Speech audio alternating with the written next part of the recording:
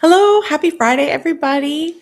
Um, so I found a video on Instagram and I was like, oh, I can't believe I've never thought of this before. So basically, the woman, what'd she say? She basically said she grew up in a Puerto Rican household and her mother told her that when you start cleaning, watch to see what other people do because that'll let you know who is for you.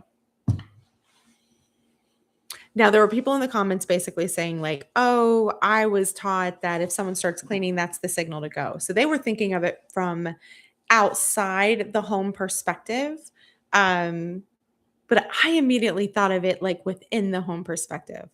Like if you're the person inside the home who's like doing the cleaning, or you're coming home with groceries and you've got like all the bags in your hands because people we don't like to go back for second trips. I know I don't. Um I literally will try and carry in like 30 bags at one time because I don't know, there's something about like having to go back for more. I mean, I'll do it if I need to. But if you're carrying in all the groceries, does the other person like attempt to help? Are they at least realizing, oh, someone needs this door opened or need this door closed? Are they anticipating your needs and what you're doing? And how does that demonstrate how they support you in the home? So her perspective was that like that's how you know who is for you is if you start cleaning and then the other people are like that has nothing to do with me. And I don't know that that's true for everyone, but I'm not going to lie. That has been true for me. Oh my gosh, pretty much in every living situation I've ever been in, um, where I've been sitting there cleaning and the other people are doing nothing. Absolutely nothing. Let me see if I can find her because I want to credit her because I thought it was such an interesting insight. Hold up. Interrupted. And I mean, it doesn't have to be, I had heard somewhere at some point that if you can do a kitchen dance with someone, like, that's probably a good sign, or if you can be on a long trip with a person, that's probably a good sign of, like, whether this person is cooperative and, like, works with you, because, like, if you're in a kitchen and you're sharing that space, you kind of have to be aware of what the other person is doing, anticipate what they'd be likely to doing, and then adapt. And so someone who's really kind of paying attention to where you are and what you're doing and what you're going to be needing to do is more likely to be able to do the kitchen dance better than someone who is very selfish and self-centered. Okay. So you want to know who's for you, start cleaning and watch. Her name was Ladico with like three eyes. So it's Ladiiko. um, and I guess she grew up in a Puerto Rican household. And I have my family is half my family is Spanish adjacent, and the other half is Caucasian. And so it's very different. Like in a Hispanic home, Sunday or Saturday mornings, it's like mom's up and she's vacuuming aggressively in people's rooms. And I'm not saying that's great, but like, you know, you could vacuum your own room at 2 p.m. You could do that. So okay. So there are these stories on YouTube that are allegedly from Reddit, but it's all written by AI, and I don't know how I ended up starting to watch them, not watch them, listen to them, because they're clearly like AI garbage slop, and but they basically pull on a piece of things that has to do with, like, people's anxieties about relationships. So some of them, it's really interesting, are, like, from an older parent's perspective and how they're being taken advantage of by their children, and some of them are, like, from a wife's perspective, being taken advantage by, like, a husband. Some of them are from the husband's perspective about being taken advantage of by, like, wives or, even parents or sisters. So there's, like, all the kind of permutations, and as I've been listening to them, I started making a little list because why not? Um, Basically, of the ways that the families in these stories justify what they're doing. And I'm not saying it's 100% for every single victim of abuse or someone who's dealing with a situation like this. But I was like, some of these sound familiar. I've seen these before. I've heard these before. So I want to read my list. Okay. So some of the things that they talked about are you're making it about you. So if you, the victim, come to someone who's, being disrespectful or like a perpetrator, and you're trying to address the situation with them, see if they'll take some accountability, and their response is, "Well, you always make everything about you." They're basically calling you selfish for recognizing they're doing something wrong or inappropriate that involves you. Another one is that you're being dramatic or you're being sensitive. So they make it about your feelings instead of what they're actually doing. Just on a side note, I feel like for abusers, feelings are completely disconnected. There is no cause and effect. They had nothing to do with why you, the victim, are upset. You just happen to be really extra and dramatic, and that is completely in isolation and has nothing to do with anything they're doing. The cause and effect is completely backwards. For them, the cause is that you had a reaction that they don't like. You have a reaction that, as far as they're concerned, is a wrong action that you should not be having. Where you're like, hello, this reaction is a result of things that you've done or said. This is not out of nowhere. So Isendai, she calls them the missing reasons. When you're talking to an abuser, like in her website, she's usually talking about like estranged parents, usually abusive parents whose kids become adults and don't want to talk to them. She essentially calls it the missing reasons. They will tell the story, and essentially their entire focus is on the response of the children, and you have no context for the response whatsoever. Like, why are they saying what they're saying or responding in the ways that they're responding? Your response is wrong. That's the point as far as they're concerned. So anyway, let's see. So you're being dramatic, you're being sensitive. Oh, this one, it's not that deep. It's not always about you. So here you are like, hey, that's what you're doing is completely like not okay.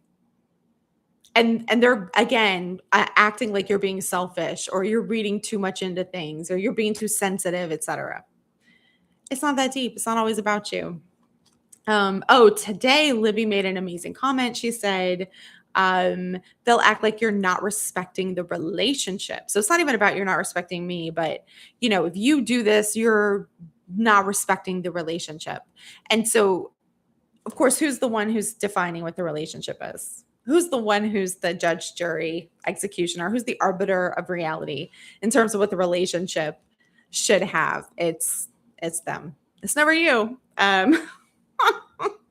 So they basically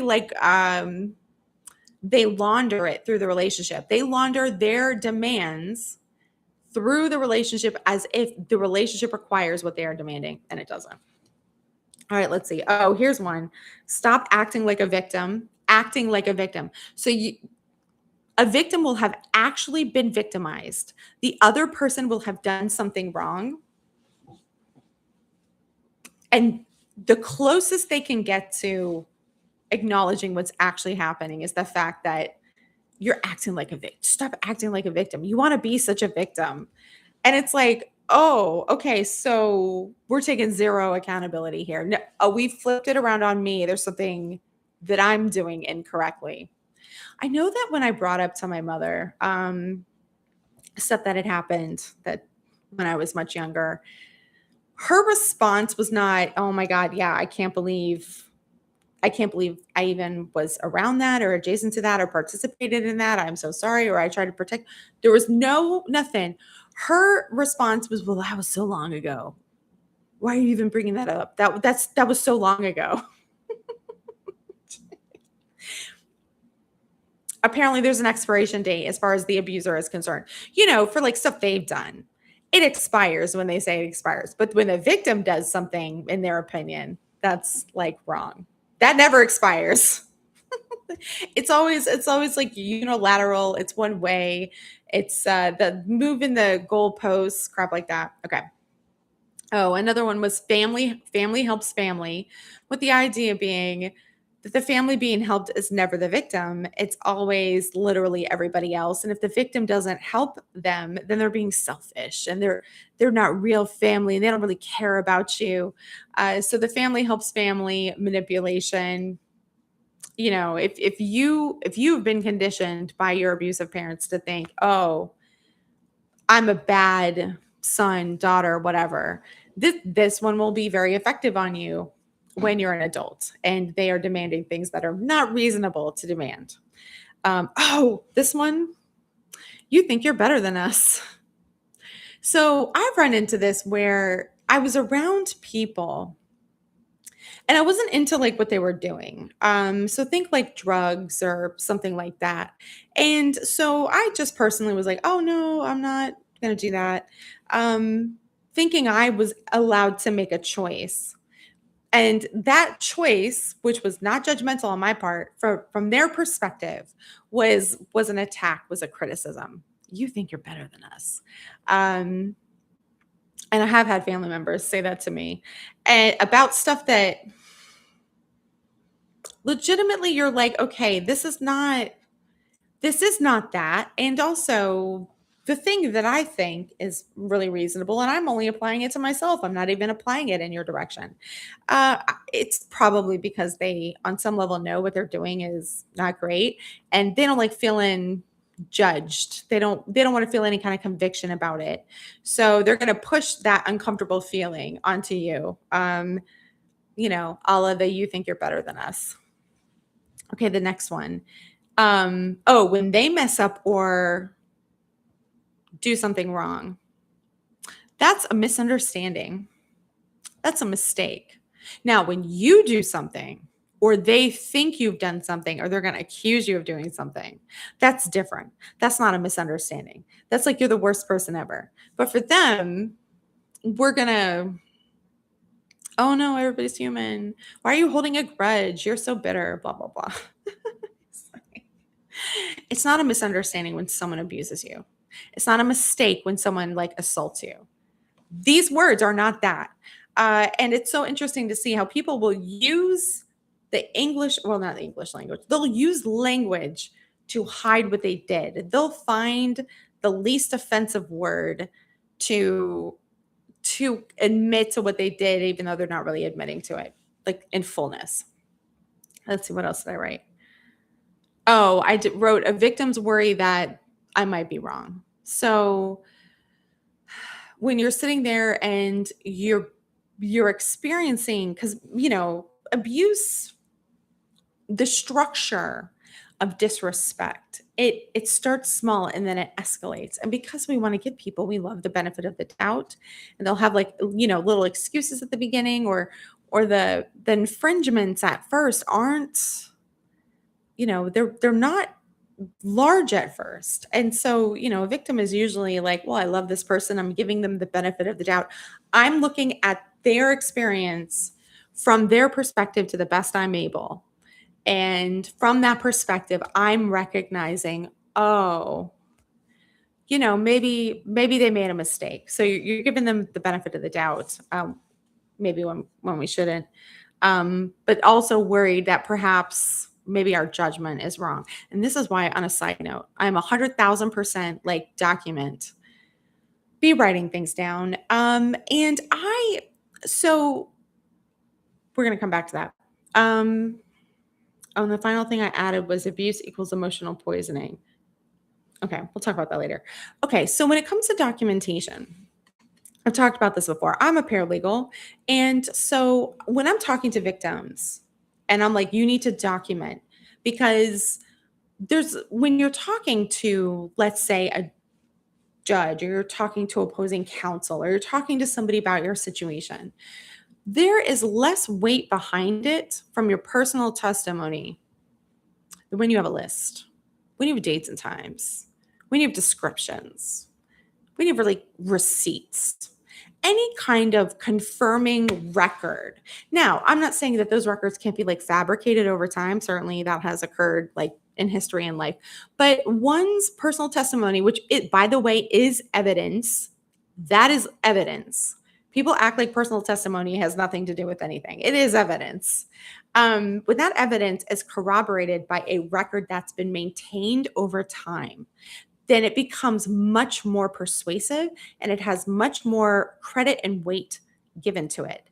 And so when I talk to victims of abuse, they're often like, "Oh, how should I document things?" And that always usually it's helping someone to start to document something that they've never documented before. They've never documented the abuse they're experiencing. But they're also not documenting like their life in a way that you can fold in documenting the abuse into. So when I had a paper calendar, well, I still have it. I love a paper calendar. I'm not going to lie. When I had a paper calendar, I worked out a legend. So I routinely keep track of things on my calendar that are, of course, your appointments and things like that. But I'd also keep track of things like, oh, where's my weight at? Or if I'd had like, sex or something, maybe my menstrual cycle. Um, you know, just sort of over the years, I've developed this way of keeping track of different things on my calendar. And I worked out kind of like a legend. So, where I could put on my calendar a little symbol that would let me know something that had happened on that day, that anyone coming to my calendar who didn't know the legend, the calendar wouldn't make sense for them. So, when I started experiencing abuse, I started incorporating more symbols for the abuse. Um, so for example, if the abuser I was with had hit me, I might put an exclamation mark with a circle around it, like to sort of indicate like physical violence had occurred. And I might put a star for one thing. I might put a circle for another thing. And I sort of just worked out kind of like this personal legend over time. So I was already keeping track of things in a personal calendar. And as the abuse started to occur, I had also been keeping track of like things that were occurring, even if I wasn't sure about it. I also, because I had been keeping track of like, let's say, it's gonna sound embarrassing, but like I had been keeping track of dates or keeping track of like special moments, things that I had thought were special. So I was writing them in the back of my calendar. So of course I feel a lot of like cringe and embarrassment for younger me when I go back and look at the back of my calendar. But as things started to get worse, I was continuing to document the things that were happening. Like, oh, and so you could kind of see the drift that was occurring. So like when I tell victims, like it's so important to document. And a lot of the time they're trying to figure out like, well, how do I document in a way that it doesn't tip the abuser off? Generally speaking, well, not always, but I often recommend like a separate email the abuser doesn't have access to, one that is not an app on your phone that you can just beep boop, press a button and get into if the abuser gets a hold of your phone, but that you can send emails to that are timestamped, date stamped, whatever, maybe with like a description of what's happening. But I was even doing that within a paper calendar because a calendar looks very, it's like having somebody go through an Excel spreadsheet. Most people don't have like the desire to do that. Someone might read a journal, but like going through an Excel spreadsheet, going through your calendar, especially if there are little indications or marks or something that you don't recognize what they are. That's a whole different, it's because if you're coming fresh to this full set of information, you're looking at a calendar and it's just like, oh my God, like, what am I looking at? It all looks like mess at first. Especially if you're doing the symbol thing. So I would I guess I recommend keeping a calendar just in general. Just be in the practice of baby. I swear, they wait. They wait. They wait. I fed them. We did cuddles. I don't know. So if you're feeling overwhelmed, and you're like, how do I keep track of this, situation? Start with keeping track of the things that are your life, that are repeatable. I do this every Tuesday at 7:30. I do this every day from 9 a.m. to 5 p.m. And this is this meeting and whatever. And so, as you are keeping track of your life, and then you can fold in kind of the incidents that occur. You can baby, I don't you can fold in the incidences that okay. I'm sorry, buddy. You can fold in the incidences that occur, and I don't is it because I'm talking to the computer? I don't so anyway, you keep track of your own calendar. Keep track of firm things, and then you can start folding in. And so I think it's fair to when you start to feel because I think there's something within us when something happens that's the beginning of the disrespect, or the beginning of of the boundary testing, or the beginning of the incremental steps that lead to abuse. If every time we have that feeling within ourselves, we go, let me write that down. You don't have to decide anything in the moment. You don't have to think like, oh, I need to make a decision about this. Because often, victims of abuse are giving this person the benefit of the doubt. Oh my gosh. They're giving this person the benefit of the doubt, and they don't want to, they're not ready to make any kind of conclusion yet. They just know they feel like discomfited. They feel like they feel off about it. And so you can just start to kind of like start to keep track of these off moments. And then, maybe nothing ever happens and it's not relevant and who cares. And then maybe things start to move in a more significant direction, but you have a trail of breadcrumbs from the beginning or from near the beginning where you go, oh, that's what that was. Um, so many resources when we're talking to victims of abuse, we're trying to help them recognize in the moment, like here's when your boundaries are being violated. But some of us are post processors. I'm a post processor. It's hard for me, or has been hard for me in the moment, to recognize that something has happened that I'm uncomfortable with. I've got that conditioning of just like fawning often, and so I'm working on that. But a lot of the time I don't recognize until later, oh, I really didn't feel comfortable about this. And I forced myself into agreeing to something or doing something that I really didn't want to do.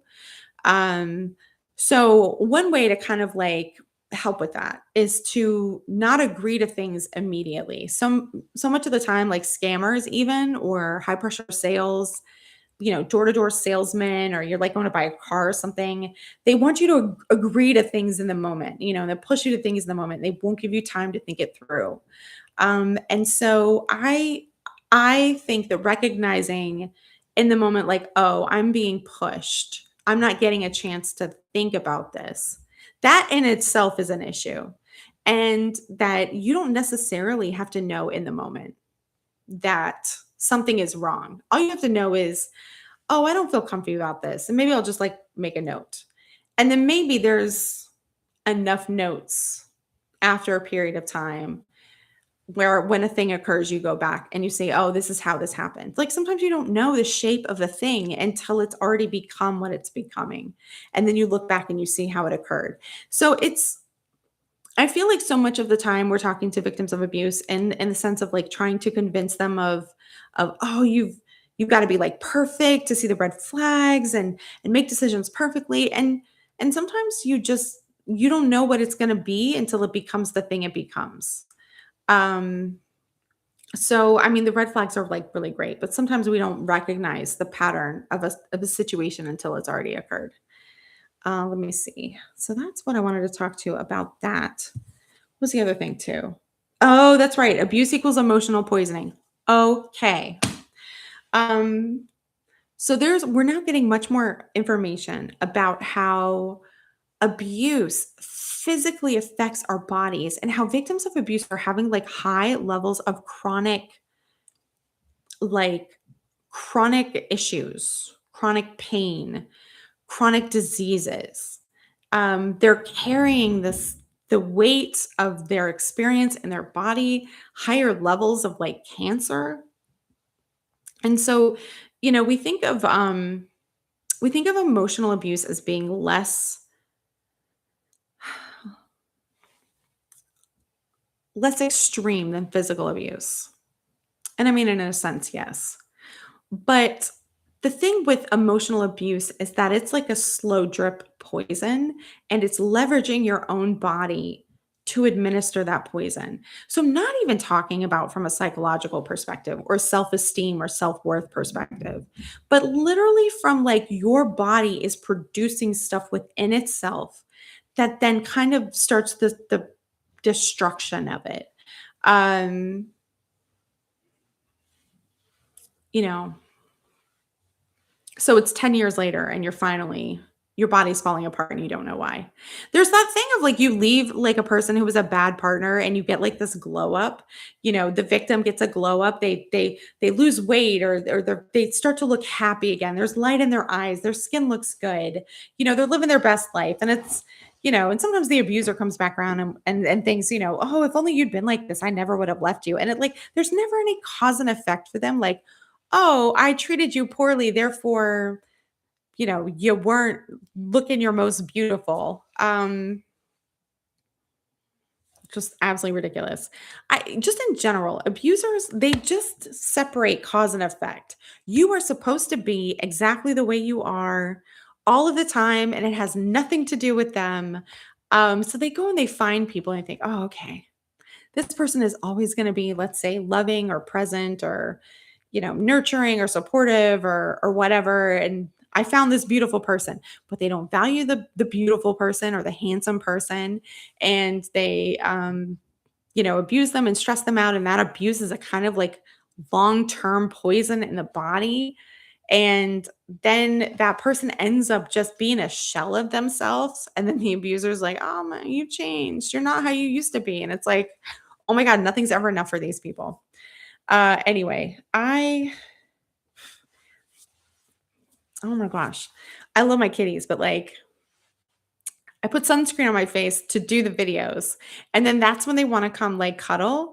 And I'm like, I could cuddle with you literally any other time. We could do that. And then they come by, and then now I've got like hair on my face. I'm just like, oh my gosh, guys. Why are we like this? Anyway, so let me just check and see. I had written something down.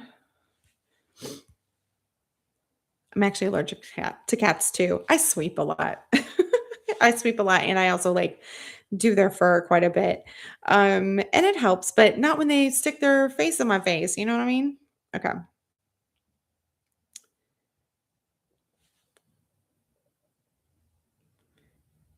Oh, okay. Okay. There's a trap that victims fall into. Victims trying to be good, moral, ethical people. They are trying to be self-aware. They are trying to be accountable. And so you'll see this in like an abuse dynamic where the victim is trying to take responsibility for their side of the street. And so they'll come to the abuser, even though the abuser was out of pocket. And they'll say something like, I'm really sorry I spoke to you the way that I did, or I'm really sorry I had the tone I did, or I'm sorry I was so sharp, or, whatever it is they feel that they need to apologize for. Because in their mind, the pattern that they are in the framework of is a relationship one where both people come together and compromise, taking responsibility for their own things. So each person takes responsibility for their own thing. And then you kind of like mend things and move forward. And so what ends up happening is the victim is the only one doing this. And the abuser takes this as proof that what the victim is doing is that they were the one who was wrong. And so you find sort of in general that people who are more self-aware and more willing to take personal responsibility for the things that they've done wrong, they kind of generally look worse than the other person who was taking no responsibility and who actually was doing the more aggressive actions. So victims can end up in this situation where they've like not admitted, but they've acknowledged to the abuser, oh, here's where I feel like I possibly misstepped. And then the abuser just runs with it. And so you're expecting them, oh, that for them to do the same thing because we're in a relationship, not to the abuser. They're in a competition. They're in a dynamic where they are always right and everything is the victim's fault because they are never wrong. It's called alloplastic defenses. It means that they are not able to hold the reality of them doing wrong things. That's why they're always pushing it onto the victim or like someone else. It's never their own fault, their own behavior. Okay, let's see. Why did I write this? I wrote people who self report versus people who misdirect. North and South Korea. Oh, the North and South Korea heat wave. You can make the wrong decision based off misleading info. Okay, that's where I got this from. I forgot. Okay, so I was watching like a little news video. And so North Korea and South Korea were both having heat waves. But North Korea being North Korea, they're not reporting any of the deaths from their heat wave, but South Korea is. So here is South Korea reporting the deaths from their heat waves. And it looks like North Korea has none. South Korea has all these heat waves. Wow, South Korea is worse than North Korea, right? When in reality, South Korea is being accountable and responsible. South Korea is doing the thing that a non-tyrannical government does, which is just, okay, this is what we need to be doing so that we know what steps we need to take, because you don't take any flaw or mistake as, proof that you're wrong or bad or something. Whereas, you're dealing with a tyrant, you're dealing with um Kim Jong is it ill? I think it's ill. Um, you're dealing with a tyrant, and so everything that's bad reflects on them, and so that cannot possibly be. So even though there were people probably in North Korea dying from the heat wave, no deaths were reported. So South Korea is the only one reporting deaths. So here's North Korea like, well, we're better than South Korea because they had all these deaths from these heat waves. North Korea didn't have any deaths, and it has nothing to do with reality. It's just they didn't report them. And so I find victims are very similarly in this dynamic with abusers, where the victim is trying to be accountable, trying to be a good moral, ethical person, and they're coming to the relationship, whether it's their parents, friends, the partner, and they're saying, "Oh, I want to take responsibility for my side of the street." And the other person is not, "Oh, yeah, me too. I really regret blah blah blah." They're like, "Ah, see? I knew it. You're the one. You're the bad one." So when you're dealing with somebody who is absolutely allergic to even experiencing, they're like shame avoidant and they're going to be a blame shifter. They are not going to take accountability for themselves. They are looking for literally anybody else to be responsible for their own actions and behaviors. And when you're dealing with this kind of person, it's very confusing because they may have presented to you as someone who was self-aware maybe and intelligent and seemed like they had emotional intelligence, blah, blah, blah. Stuff in the beginning. It's so easy to look emotionally intelligent in the beginning. They learn what they need to say or there's no real issue because the stakes aren't that high. There's nothing particularly personal. It isn't until you are deeper into a relationship dynamic or you're more financially entangled or legally liable or blah, blah, blah, where suddenly it's, you know, the stakes are higher. And now they're like, oh, no, absolutely not. It's all you. And here you are thinking, wait, I wasn't taking responsibility for the abuse. I was just trying to take responsibility for my side of the street. Um, anyway, that's a trap victims of abuse often walk into. So you think you're dealing with another regular country. You are South Korea reporting your heat wave deaths. Meanwhile, North Korea is like, see, we're better. We're better than South Korea. Oh my gosh. Okay. What's another thing I've noticed? Oh, this one is okay. When you get an abuser, like a boomerang abuser, an abuser who comes back around, an abuser who never really kind of leaves your life, they might be gone for a year and then they like circle back around or something like that.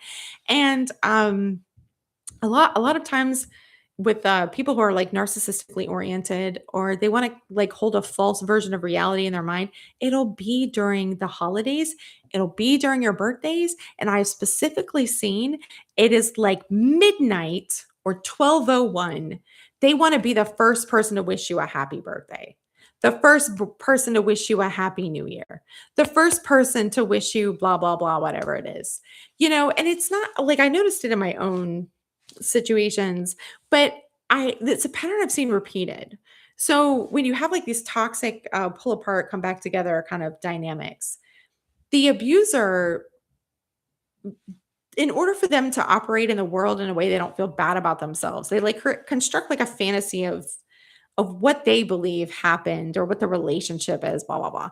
And so they they may orient toward you in a way that seems sentimental or nostalgic.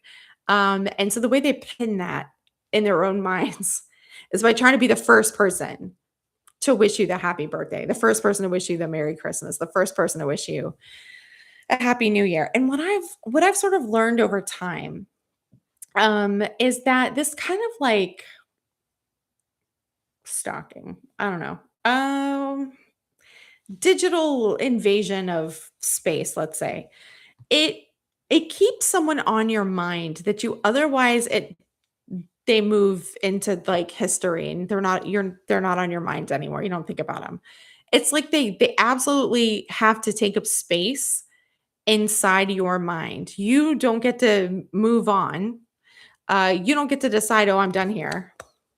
They wanna be an important person to you, even if you aren't, in a relationship or still family or, dealing with your parents or best friends, whatever it is.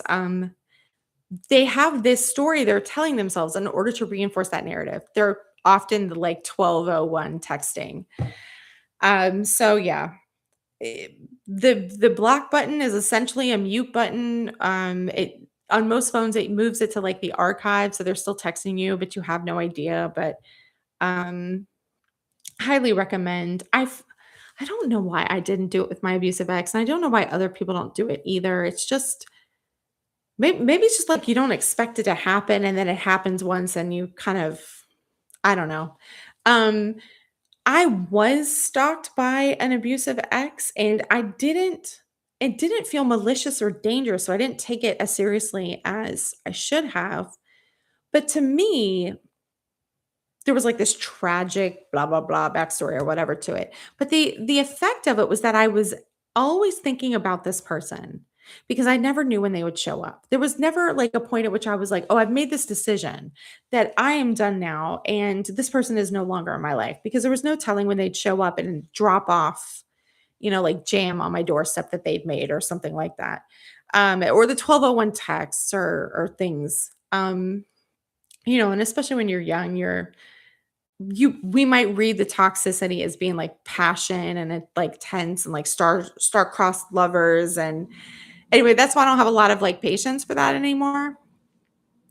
Anyway, so I think that's pretty much what I wanted to talk about tonight. I hope everybody has a great weekend.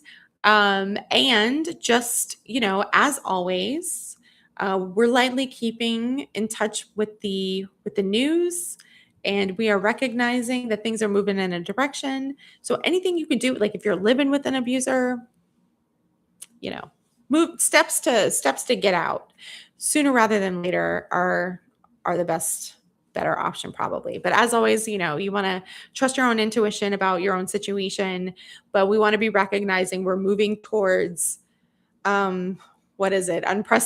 Unprecedented times, or may you always live in interesting times, however that saying is. We're moving into those times.